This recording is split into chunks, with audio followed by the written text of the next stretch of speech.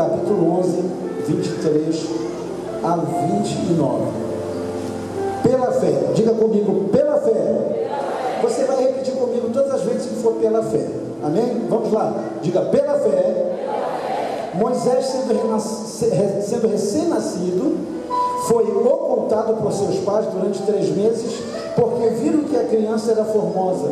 Também não ficaram amedrontados pelo decreto do rei. O decreto do rei era que todas as crianças abaixo de 2 anos fossem mortas. Diga, pela fé. Moisés, quando já homem feito, recusou ser chamado filho da filha de Faraó, preferindo ser maltratado junto com o povo de Deus do que usufruir prazeres passageiros do pecado, porquanto considerou melhor a vergonha de Cristo por maiores riquezas do que o tesouro do Egito, porque contemplava o galardão. Diga, pela fé. Ele abandonou o Egito, não ficando amedrontado com a ira do rei, antes permaneceu firme como quem vê aquele que é invisível. Diga, pela fé. Celebrou a Páscoa e o derramamento de sangue para que o exterminador não tocasse nos primogênitos dos israelitas. Diga, pela fé. Atravessaram todos o Mar Vermelho como quem atravessa a terra seca, o que tentando o exército de egípcios naufragou, foram tragados todos. Feche seus olhos. Espírito Santo, ministra ao nosso coração. Nós desejamos ouvir a tua voz, desejamos ser ensinados por ti, edificados, corrigidos, desejamos ser encorajados pelo Senhor. Fala conosco, é a nossa oração em Cristo Jesus. Amém. Aleluia. O nosso país é um país de muitas manifestações de fé. Você vê fé nas grandes romarias, você vê fé em longas campanhas de fé, você vê fé em grandes concentrações de fé, você vê fé até no final do ano, quando muita gente faz uma fezinha acreditando que eles podem ganhar na Mega Sena, por exemplo, e o Lucas me trouxe uma estatística, né, uma probabilidade, se eu não me engano, de 1 para 50 milhões. Falei, graças a Deus que eu não joguei, porque depois de ouvir essa estatística, qualquer um fica desanimado. O Brasil é um país que canta a fé nas suas músicas. O nosso antigo ministro da Cultura, não é? Andar com fé eu vou, a fé não costuma falhar. Agora tem uma novela da Record, embora eu não veja novela, não é? Mas ouço a música, porque homens não veem novela, homens não veem novela, homens no máximo veem um capítulo de relance, né, passando assim da cozinha para o banheiro, do banheiro para o quarto, e a gente consegue assim ver alguma coisa. Mas tenha fé em Deus, tenha fé na vida, tente outra vez. Quem ouve isso diz, esse país é um país de fé. Entretanto, o nosso país não tem a noção exata do que é a fé bíblica. A fé bíblica não é uma atitude esporádica, não é uma corda que se sai uma vez por ano, não é uma escadaria que se sobe de joelho uma vez na vida e na morte. Fé é um estilo de vida, fé é uma caminhada, fé é uma trajetória. É uma trajetória. O livro de Hebreus, no capítulo 11, é chamado de a galeria da fé. Nele estão assim inúmeros nomes de homens e mulheres considerados heróis da fé.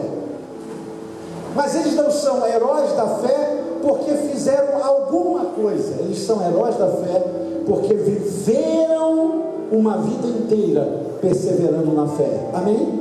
E morreram cumprindo o propósito da sua fé. Por isso, essa mensagem, ela quer nos ensinar que declarar fé é diferente do que viver uma vida de fé. Não sei se o IBGE já parou na sua porta, mas aí alguém, você crê em Deus? Creio.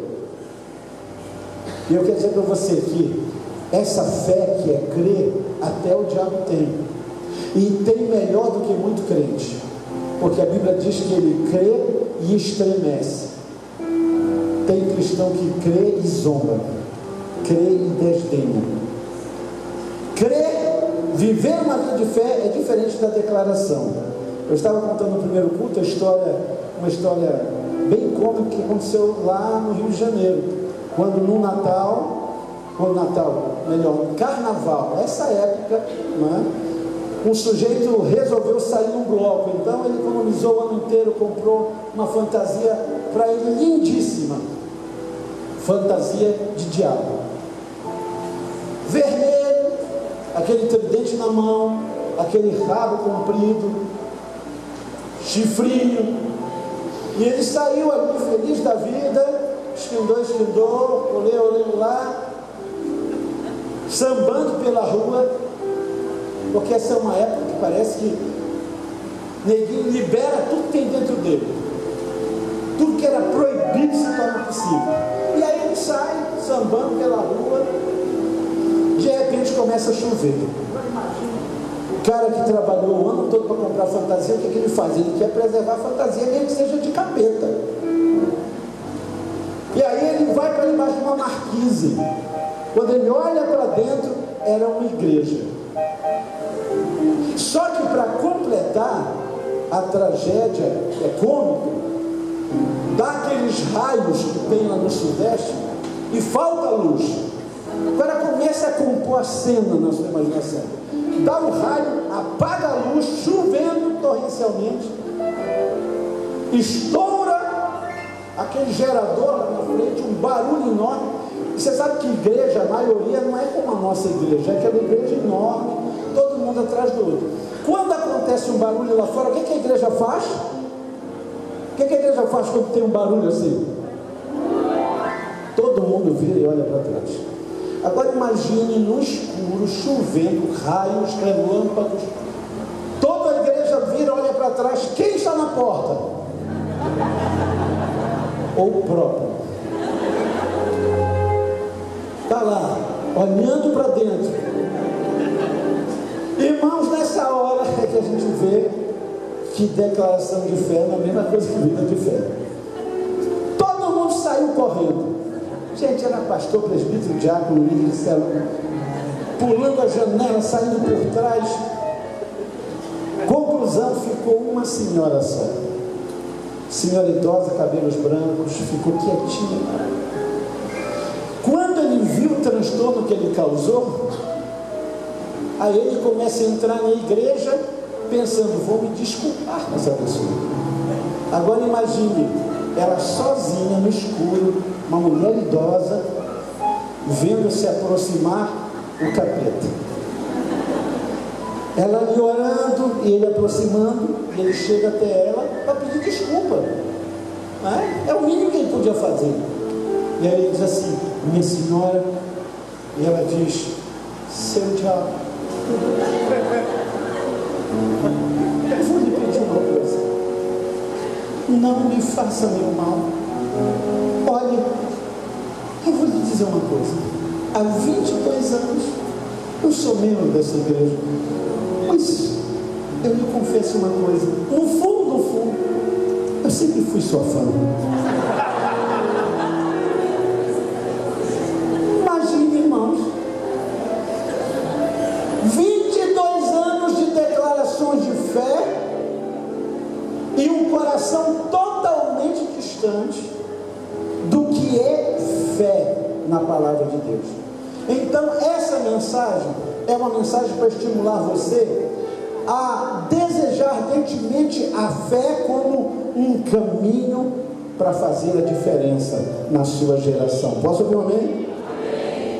Essa palavra de hoje é para desafiar você a não ser apenas um religioso que comete atos de fé, mas a ser um cristão genuíno, que vive fé, que respira fé, que conduz pela fé, que vai viver todos os dias pela fé e vai morrer cumprindo o propósito da sua fé. Posso ouvir um amém? Vamos caminhar pela palavra. Versículo 23. Versículo 23 diz assim: pela fé, Moisés era recém-nascido e foi ocultado pelos seus pais durante 3 meses e não ficaram com medo do decreto do rei. Diga assim comigo: foi a fé dos pais de Moisés que preservou a sua vida e o plano que Deus tinha para ele. Olha que lindo! Os pais de Moisés, talvez você não conheça a história, mas eu tive a oportunidade de pregar num casamento sobre os pais de Moisés.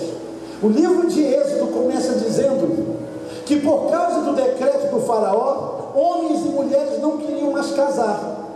Por que não queriam mais casar? Porque se nascesse filho homem, morria. Se nascesse filha mulher, ia virar membro do harém do rei. O livro do Êxodo começa contando isso, que um levita da casa de Deus e uma levita da casa de Deus se encontraram e resolveram tomar uma atitude que mudaria a história do seu povo. Eles decidiram casar. Depois você lê lá o começo de Êxodo. Eles decidiram casar. Coisa tão simples, não é? Coisa tão simples. Embora precise de coragem. Aproveito para abrir um parênteses aqui. Eu disse no Luau dos Jovens: casamento é um assunto do homem. A mulher só tem que dizer sim ou não. Amém, irmãos?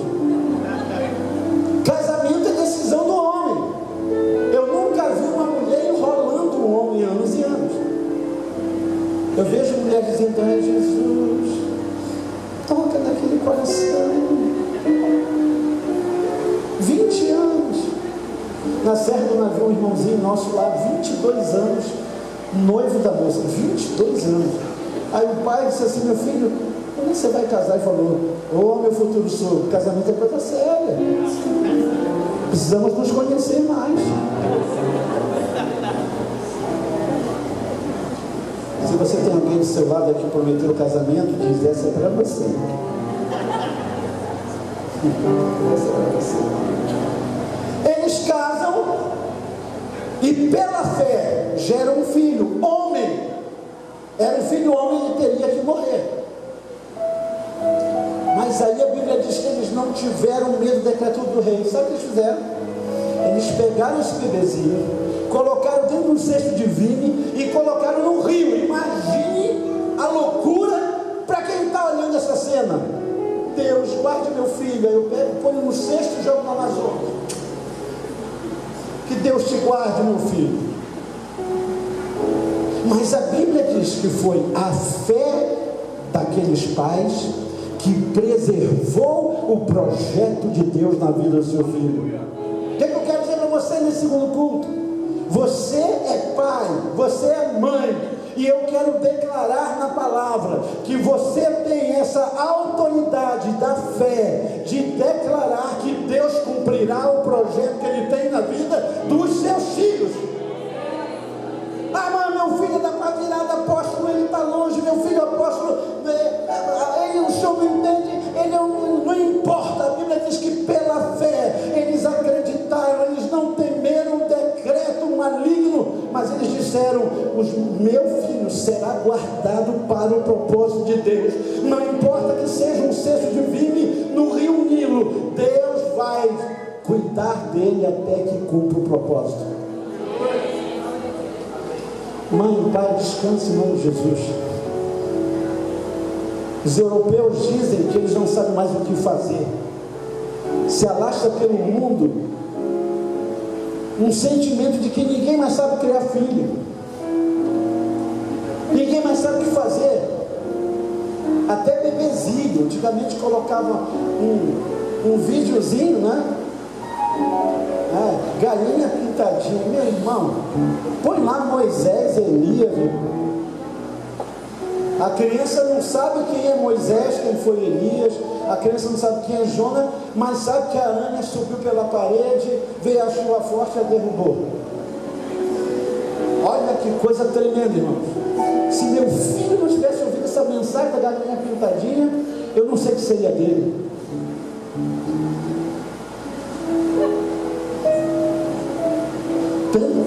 coisa maravilhosa.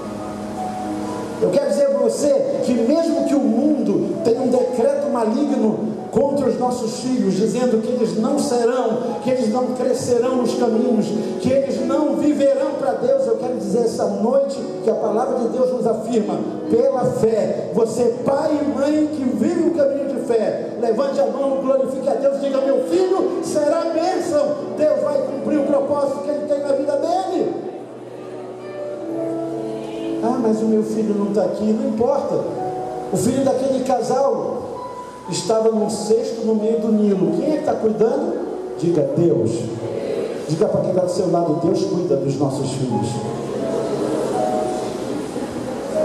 Glória a Deus. Segundo lugar, foi a fé de Moisés. Eu estava lembrando do testemunho, eu contei aqui, o testemunho de um empresário no Rio de Janeiro, Rádio Melodia FM. Ele é um dos palestrantes da DONEP hoje. Ateu, filho de um casal pentecostal da Assembleia de Deus, cresceu ateu. Os pais oraram a vida inteira por eles. Os pais morrem, já velhinhos.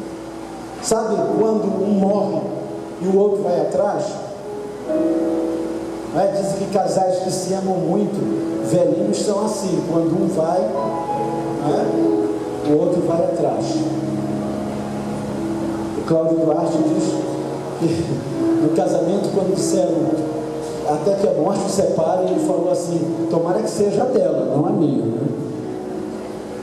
Eles morrem e ele vai conhecer a chácara onde eles viviam.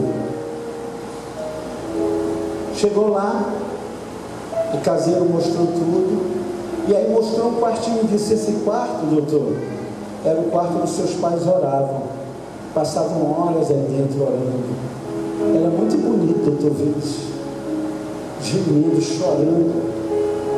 Ele falou: ateu, né?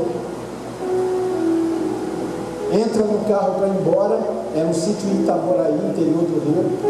Quando ele entrou no carro, bate aquela curiosidade, até porque o homem não é curioso, irmãos. Mas quando bate a curiosidade no homem, a gente não dorme. E aí ele falou para a esposa: acho que eu perdi um negócio, esqueci. Voltou lá, não tinha mais caseiro, não tinha mais ninguém. Ele entrou no quarto, aí olhou na cama do lado. Do lado da cama tinham marcas dos joelhos dos pais. A vida inteira os pais oravam, os pais clamavam naquele mesmo lugar, a vida toda. E aí ele olhou para um lado, para o outro, não tem ninguém, ateu. Foi, botou os joelhos em cima do lugar onde os pais oravam. E aí ele conta no testemunho dele que veio um choro sobre ele, uma comoção, ele não sabia explicar, e ele começou a chorar de soluçar. Sabe o que é isso? Porque pela fé aquele casal sabia que mesmo depois que morresse, Deus cuidaria dos seus Moisés no cestinho de vinho no meio do Nilo. Hoje ele é um dos pregadores da DONEP no Brasil e fora do Brasil. Você pode glorificar a Deus, aplaudindo para ele. Olha o versículo 24, o que diz a palavra de Deus: pela fé, Moisés, já sendo homem, recusou ser chamado filho da filha de Faraó. Ele era um neto de Faraó, ele era o próximo na sucessão. Olhe para cá, ele descobre que aquela não era a história original de Deus para a vida dele. Moisés decide: eu não vou ser protagonista de uma história que Deus não quer para a minha vida. Ah, mas Moisés tem muito dinheiro, Moisés tem fama, mas Moisés tem comida boa, Moisés tem tudo de bom, tem um harém para... Eu me recuso a ser protagonista de uma história que Deus não quer para mim. Querido, você nunca será feliz enquanto você for esse protagonista. Você pode ser um artista, você pode ser a a sua, que não é a história de Deus para a sua vida. A Bíblia diz que ele recusou, não foi circunstância, foi uma decisão, uma ação deliberada. Eu deixo a possibilidade de suceder no trono e vou viver a vergonha do meu povo. Vou viver a vergonha do meu povo, mas não vou viver a comodidade daquilo que Deus não tem para a minha vida. Estão entendendo? Digam amém. Vida de fé é aquela que prefere sofrimento, enfrentamento, de viver o projeto de Deus, do que viver a comodidade de um papel que não é seu na história. Um papel que não é seu. Não é isso que Deus tem para você. Quanta gente sabe que não é isso que Deus tem e insiste porque ele é cômodo, porque ele é circunstancial. Só aquele que vê o invisível caminha por lugares que ninguém caminha. Eu vou repetir: só gente que se conduz pela fé, só quem vê o invisível consegue andar por lugares que ninguém consegue andar. A Bíblia diz que quando ele chega na beira do Mar Vermelho e os egípcios atrás, deserto do lado, sabe o que ele diz? Gente, Deus está fazendo um caminho no meio do mar. E a Bíblia diz que Israel passa pés enxutos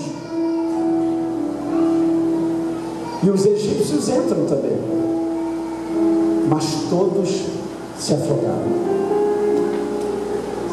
porque pela fé ele vê um futuro onde ninguém consegue ver futuro. Eu lembro que quando eu fui chamado para pregar o Evangelho, 8 anos de idade, eu nem sabia que existia esse negócio de pregar o Evangelho. Tive uma visão aos 8 anos de idade, onde eu fui falar para meu pai que eu acho que ia ser pastor. Meu pai, 29 anos, líder de uma igreja pentecostal, ele falou assim: meu filho, eu não criei filho para passar necessidade, faz uma faculdade de Direito. Naquela época todo mundo queria filho ou médico ou advogado. Faz faculdade de Direito e olha, serve a Deus nas horas vagas. E meu filho, você vai passar fome. Eu não criei um filho para passar fome.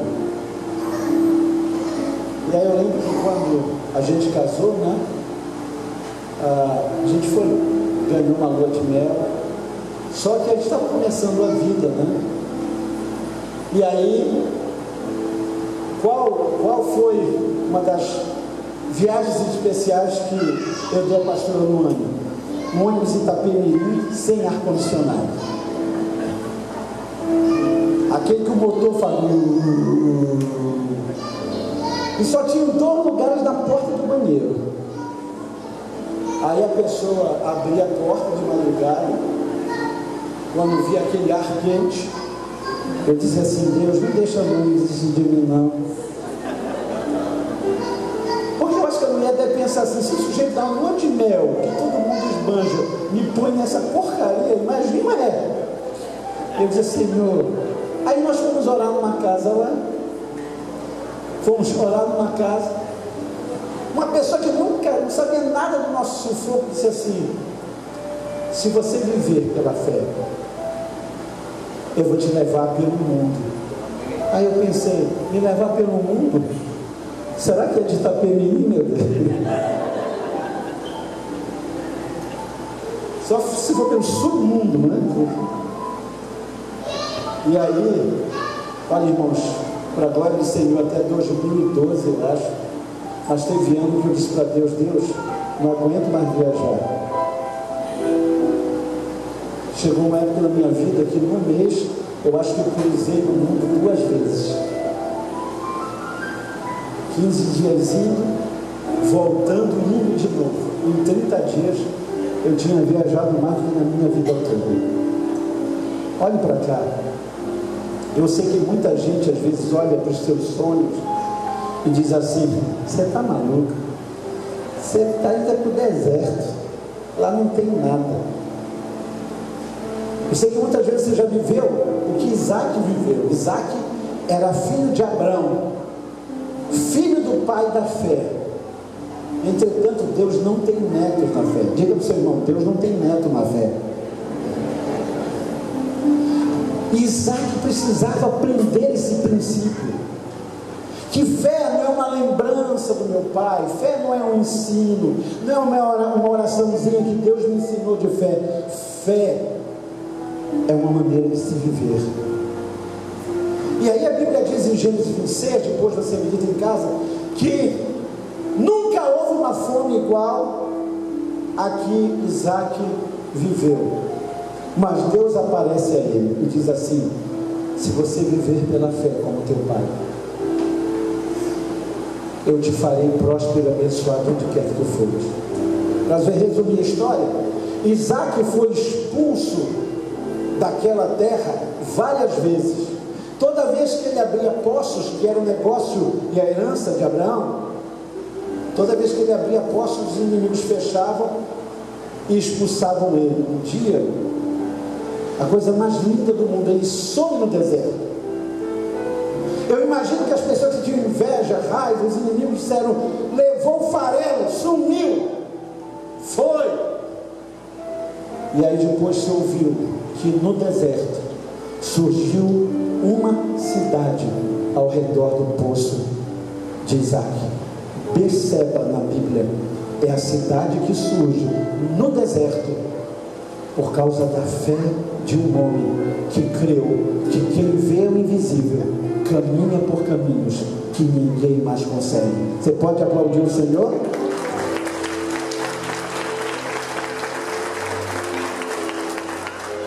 Finalizando, foi pela fé que Moisés preservou a vida, a sua vida e a vida de todo o seu povo. O versículo 28 diz que pela fé ele celebrou a Páscoa, nem tinha saído, e celebrou a sua libertação. Comeu, dançou, bebeu antes de sair, porque a Bíblia diz que ele cria que a aspersão do sangue do Cordeiro pouparia a todo o seu povo, e o anjo da morte não teria poder de tocar naqueles que viviam pela fé. Hoje nós vamos já participar da ceia do Senhor, e eu quero dizer para você uma coisa: a ceia não é só um memorial de que Jesus morreu e ressuscitou. A ceia é uma garantia, olhe para cá, de que é melhor viver debaixo do sangue do Cordeiro. Diga: é melhor viver debaixo do sangue do Cordeiro do que da proteção dos príncipes desse mundo. Moisés disse: o anjo da morte entrou, vai destruir os primogênitos no Egito, mas nós estamos debaixo de uma promessa, debaixo do sangue do Cordeiro. Sabe, irmãos, uma coisa que eu tenho saudade na Igreja de Cristo, eu cresci ouvindo essa frase: Jesus, me lava com o teu sangue. Eu cresci ouvindo os meus avós e os meus pais dizendo: Senhor, lava-me no teu sangue. Hoje a gente confia no jiu-jitsu, no Muay Thai, né?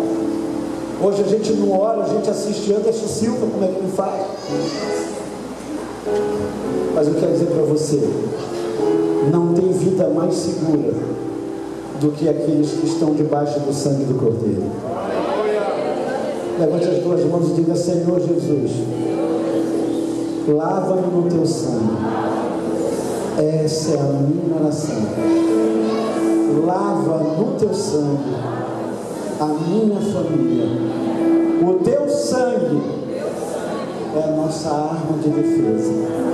Diga: Jesus, lava os meus filhos, minha esposa, meu marido, lava-nos no teu sangue, em nome de Jesus Cristo. Diga amém. Diga: eu recebo. Dê um aplauso ao Senhor, nossos diáconos.